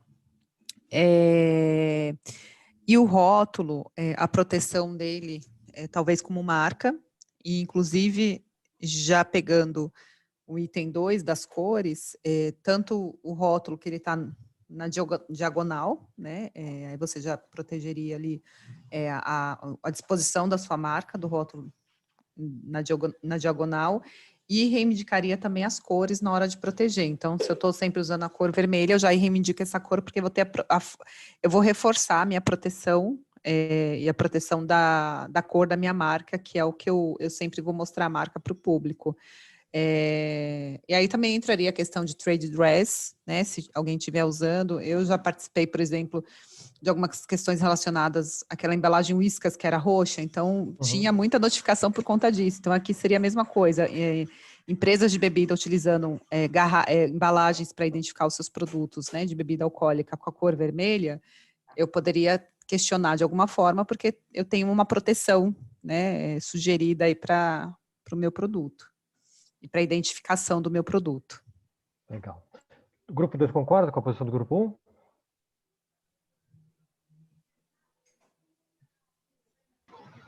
A verdade é que eu não tenho certeza de qual grupo eu estava. Eu acho que era o 1, mas estava escrito em algum lugar. Não estava, eu acho Era a que sim. sala. Não, era a sala. O grupo é A relação à sala era 1. Isso. A sala é Acho relação que ao era o grupo. nosso. É a sala 1 sendo do grupo 1, entendeu? Então acho que a Cláudia não era do grupo 1, mas a gente pode ser do grupo 2. Não, mas é que a Não tem nossa... problema, a discussão tá. foi ótima, Enfim, mas é porque a minha nossa pergunta- questão era a mesma. Só uma conversa para vocês. Eu não fiz com uma Cone que misturou todos os trechos do Entendi. Eu fiz proposital. Na verdade, eu fiz algo igual para todo mundo para gerar discussão de uma forma diferente da dela semana passada. Eu pergunto assim, para os demais dos grupos, né? Concordam com a posição do grupo 1 aqui da Cláudia, não? Tem alguma contribuição diferente que poderia ser feita? Lá no nosso grupo a gente falou também sobre a possibilidade de busca de anterioridade para marca tridimensional, referente ao formato quadrado da embalagem. A gente chegou à conclusão de que talvez esse formato não seja mais novo, não preenche esse requisito, mas por isso seria a busca de novidade. Na época, talvez, quando todas as garrafas eram redondas e ela apareceu com a garrafa quadrada, ela preencheria o requisito para ser depositada com marca tridimensional ou algo do tipo. O nosso uma busca da NPI que a gente viu, tentaram registrar a garrafa como marca tridimensional, o INPI não aceitou, eles apresentaram o curso e foi mantido em deferimento em 2018. Agora, eu ia falar uma coisa interessante. Pode continuar. Eu estava no grupo do Ian e a gente estava conversando também, na época na época que foi mudada a garrafa, de seguir com o registro como desenho industrial também, uma vez que era algo novo no mercado, estava dentro daquele limite de 6 meses. Ótimo, Bianca. Então, deixa eu colocar um ponto que eu não coloquei lá para vocês nos slides, mas isso é um fato que está no caso, depois para vocês lerem. Isso foi proposital. Essa embalagem, né, quadrada e o rótulo na diagonal, isso quando foram lançados lá no começo do século XX, né, eles conseguiram a proteção lá no Reino Unido, tá? Então, eles conseguiram sim a proteção porque era uma novidade de fato, né? Hoje, como vocês falaram, teria uma dificuldade por não ser algo mais inovativo, né? Mas para a marca, né, para gestor de marketing, essa questão da proteção é algo importante sim, porque quando a gente olha, né, as embalagens do Johnnie Walker tem essa característica muito presente, né? Então, o que vocês falam é totalmente correto, né? E naquela época eles conseguiram fazer isso lá no Reino Unido. Aqui no Brasil, vocês comentaram muito bem que tiveram dificuldade, porque já não era algo mais tão inovativo. Tá? Legal. Sobre cores dos rótulos. E aí, como é que a gente faz isso, né? Já que tem problema de registro de cores, né? A Cláudia está comentando que poderia criar alguns outros mecanismos, mas só um ponto para a gente poder levar em consideração. Esse é um código que eles utilizam, né? Que é a questão de utilizar as cores que identificam uma idade daquele whisky, que foi algo que eles criaram, né? Essa relação, né? Ou seja, 8 anos é o vermelho, 12 é o preto, Prince, se não me engano, acho que é 20 anos, acho que é assim. Ou seja, aquela cor tem um código, né? É possível a proteção? Ou é possível proteger esse conceito de alguma forma? Grupo 2, o que vocês podem falar? Tem mais algum? Católico? Você vai fazer mais algum? Não. O que a gente conversou foi sobre a possibilidade de registrar o rótulo com essas cores, com todas as cores que são utilizadas, além do preto e branco, e ainda pensar em possíveis cores que poderiam ser utilizadas. Foi isso que a gente conversou. Mas o rótulo como um todo, né? Pessoal do grupo, só para, se alguém puder ver se é isso mesmo, mas sim, eu entendi que sim, o rótulo como um todo. A gente registraria reivindicando as cores principais, né, o vermelho e o dourado, mas obviamente que deixando o cliente ciente de que ele não vai ter essa proteção isolada, né, a cor vermelha para bebida, nem a dourada para bebida, ele vai ter uma proteção desse conjunto, né, do vermelho perfeito. E se alguma outra empresa quisesse se apropriar desse conjunto, ir pelo conjunto, certo? A gente só queria também fazer o ponto da professora Cone na outra aula, que isso foi uma visão de gerenciamento de marcas para proteger o melhor possível essas cores. mas a gente lembrou que a professora Conner não concorda com o depósito de embalagens, assim, do rótulo como um todo, que seria uma proteção à trade dress, seria um pouco de desvio de finalidade do pedido de registro de marca. Mas a gente acha que a melhor estratégia é seguir. A gente acredita que, só complementando, que nesse caso específico, a embalagem e esse formato com o rótulo na diagonal, etc., de fato, são atributos que identificam esse mercado. Então, por isso, vale o registro como marca, porque exerce a função de marca nesse caso específico. Ótimo, perfeito, maravilha. É isso mesmo que a empresa busca, né? Uma certa proteção, porque é um código que ela criou no passado, né? E que isso, para ela, é importante manter algo próximo dela que as outras não possam utilizar. Bacana.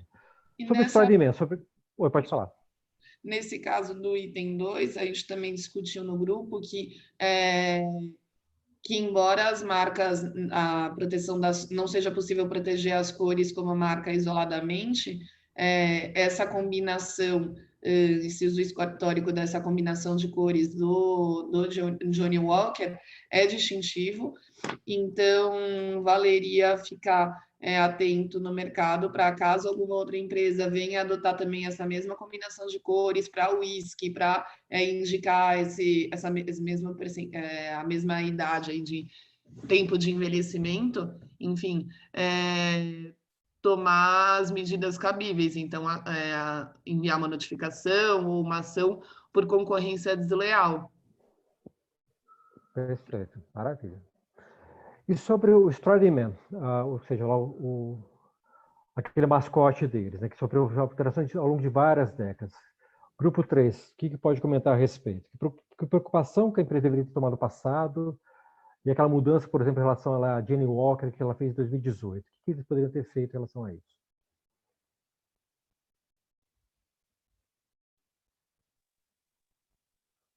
Eu não sei qual é o grupo 3, gente. Eu não lembro da sala.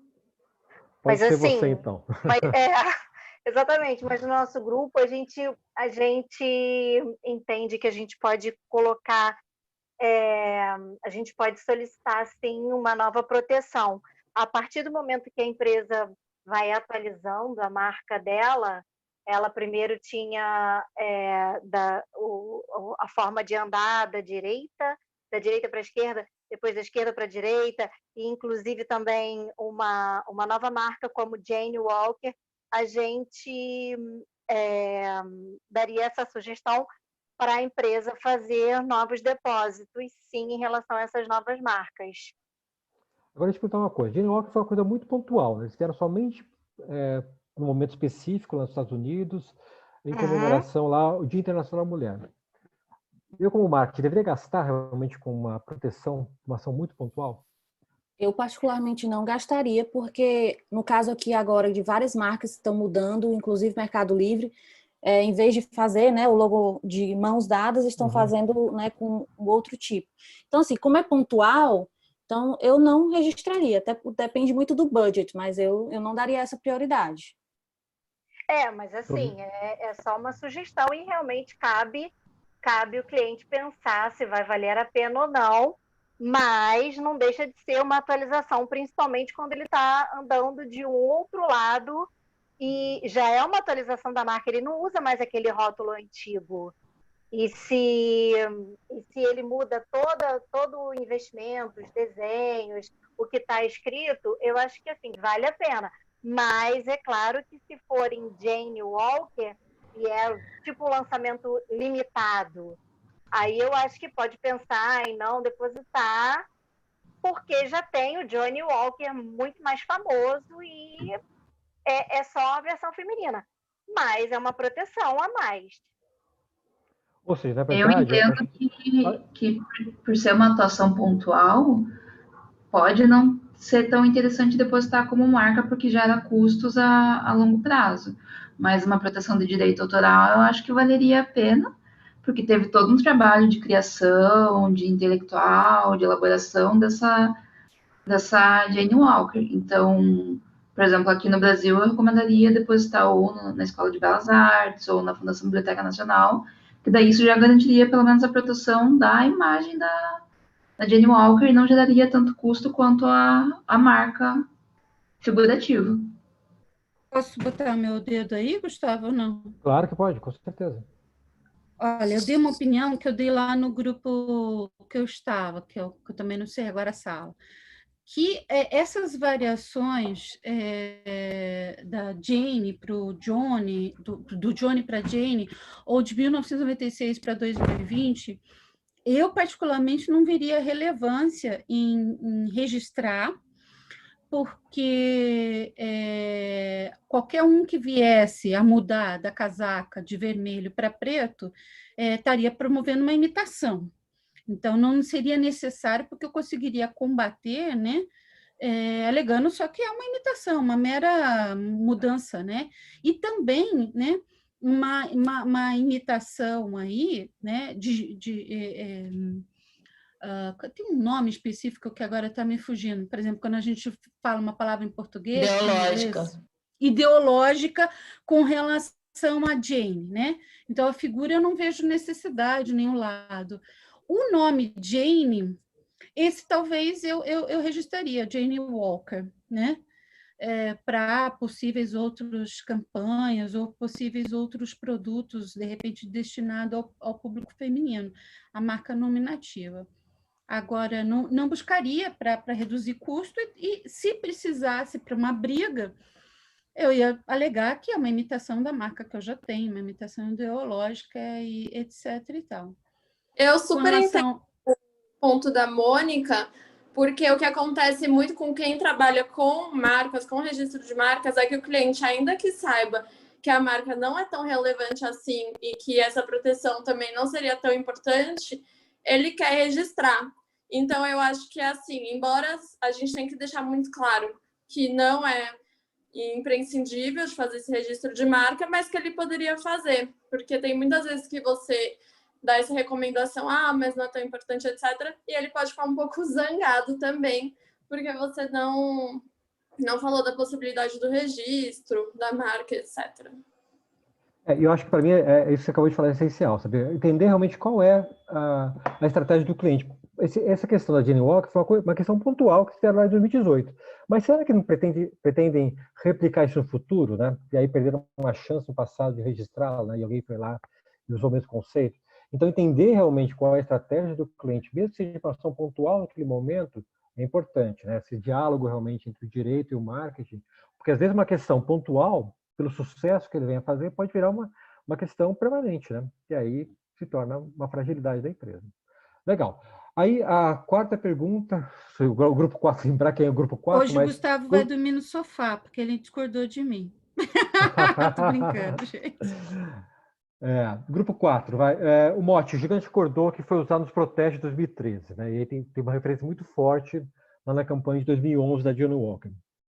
O grupo 4 entende que teria alguma forma da empresa ter evitado seu uso, ou deveria ter tentado coibir seu uso?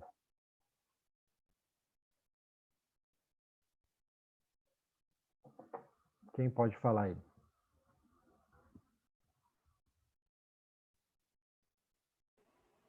Gente, mesmo que não seja do grupo 4, se alguém tiver alguma opinião. Alguém que não for do grupo 4 queira colocar a sua ponderação sobre essa questão. Vou voltar no grupo 1, então. Vamos lá.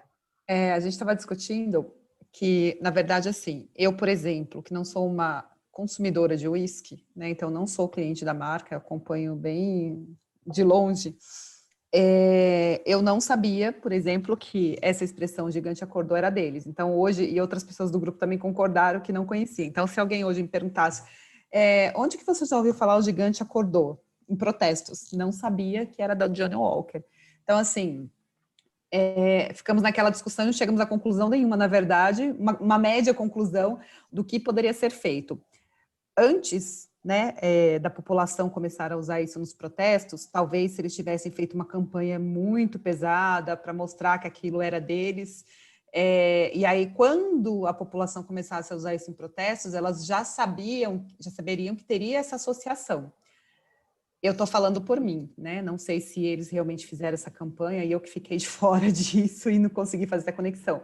Mas, posteriormente aos protestos, Eu não sei se uma medida deles contra o uso dessa expressão seria recomendável, porque poderia gerar, na verdade, uma ação contra eles, porque a população não deixaria de usar, porque não é uma empresa utilizando a expressão que eles estavam utilizando, é uma população de sei lá quantas milhões de pessoas utilizando no protesto. Elas não deixariam de usar, e se realmente eles quisessem brigar com todo mundo, sair na rua, você não pode usar, tem a questão da liberdade de expressão. Como assim eu não posso usar? Né? É uma coisa... vocês criaram, mas a gente está usando já isso nos protestos há muito tempo. Então, eu acho que seria muito delicado eles terem que fazer a avaliação desse risco, né? De o que isso pode gerar contra a gente, e não só o risco, mas vale a pena gastar dinheiro com isso? Vai gerar algum efeito? Eu acredito que não, pelo fato da proporção que tomou na população, né? Do uso você falou uma coisa muito importante, não dá, dependendo do que acontece, como foi esse caso aqui, não dá para você ir contra um grupo inteiro, né? Porque isso realmente pode criar um efeito muito pior. Como você falou, foi algo que foi vinculado, sim, à marca? Foi, mas muito pouco. A gente lembra muito mais, a gente acordou muito mais pelos protestos do que pela própria campanha, né? Então, certamente foi uma coisa que não ajudou no posicionamento da marca, né? Porque estava tendo um grupo agora há pouco discutindo, né? É diferente quando a Natura fala de sustentabilidade, né?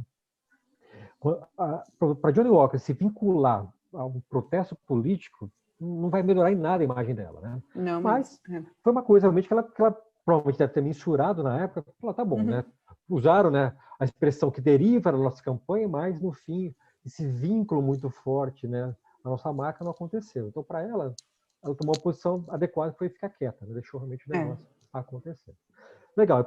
E para encerrar, que a gente está já passando do horário em 10 minutos, sobre a questão terceira, né? A gente vê muita garrafa e muita logomarca da Johnnie Walker ser usada em diversos utensílios, como esses 2 exemplos que eu trouxe para vocês. O que vocês me recomendam como um cara de marketing? Devo coibir, não devo? O que vocês acham?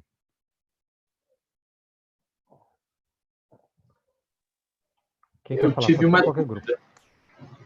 Pode falar. A minha dúvida é se esses terceiros da questão seriam empresas usando para aproveitamento comercial, aproveitamento econômico, ou seriam só pessoas, fãs, entre aspas, usando utensílios domésticos? Não, que são pessoas que estão fabricando luminárias como essa e vendendo no Mercado Livre, por exemplo. Tá. Seria de alguma forma caso de licenciamento?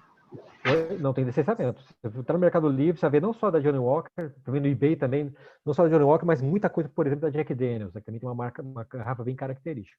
Eles fazem isso sem qualquer licenciamento da marca, né? E saem vendendo, né? E as pessoas compram. O que vocês acham sobre isso? Bom, se eu pudesse falar aqui pelo grupo 5 que eu estava presente, foi levantado 2 questões que eu achei interessante. Uma foi que um dos participantes abordou que isso seria praticamente uma propaganda de graça, então seria de uma certa forma seria algo bom, como não faz parte do mesmo ramo, né, de negócio, não tem o mesmo interesse, seria algo bom. E outras pessoas acharam que isso poderia diluir a marca, porque até mesmo por uma futura pretensão de se alcançar uma marca de alto renome, isso poderia diluir a marca, fazendo com que isso trouxesse um certo prejuízo. Mas das 2, acho que a gente não chegou a nenhuma conclusão, mas acho que esses 2 foram os temas assim que a gente mais ficou debatendo. Eu achei interessante para trazer, né, expor aqui para vocês sobre a opinião da galera lá. Eu vou dar para vocês uma opinião do marketing, tá? Certamente, e eu pensaria dessa forma também com o marketing, eu adoraria que uma marca minha fosse replicada em vários outros produtos que não são aqueles que são o meu negócio. Porque aquilo, as pessoas compram, né? Voltando para aquele slide que eu mostrei para vocês, da questão de você ter uma marca que ela é uma autoexpressão, isso seria autoexpressão, né? Ou seja, você está comprando uma luminária, né? Que expressa, né, uma marca que você gosta, né? Que não tem nada a ver com o que ela faz, né? Mas aquela marca está sendo puxada para cá. Então, eu, como marketing, eu diria que está ótimo isso, né? Desde que ele esteja utilizando corretamente a marca, né? Esteja utilizando em produtos que realmente eventualmente não gostaria que eles usassem, está ótimo para mim, cara. Mas concordo com o que ele falou, eu estava na sala 5 naquela hora que falava sobre a questão. A diluição pode ser um problema sim, se a empresa um dia decidir ir para outros caminhos, né? Mas legal, pessoal. Sei que já passamos bastante do horário, são 7h12 já. Tem algum ponto que vocês queriam comentar para a gente poder encerrar, para me deixar para quarta-feira que vem, depois de amanhã? Não? Não, por mim ok. Foi ótima, Gustavo, a aula. Obrigada. Então tá bom, gente. Obrigado, desculpa por ter atrasado 10 minutinhos, mas Imagina. quarta-feira a gente recupera, tá bom? Ah, tchauzinho, tchauzinho. Obrigada. Aquele Tchau pra tchauzinho todos. básico. Obrigada. Tchau, Cone. Obrigado. Tchau, gente. Tchau. Tchau, gente. Boa tarde. Boa noite.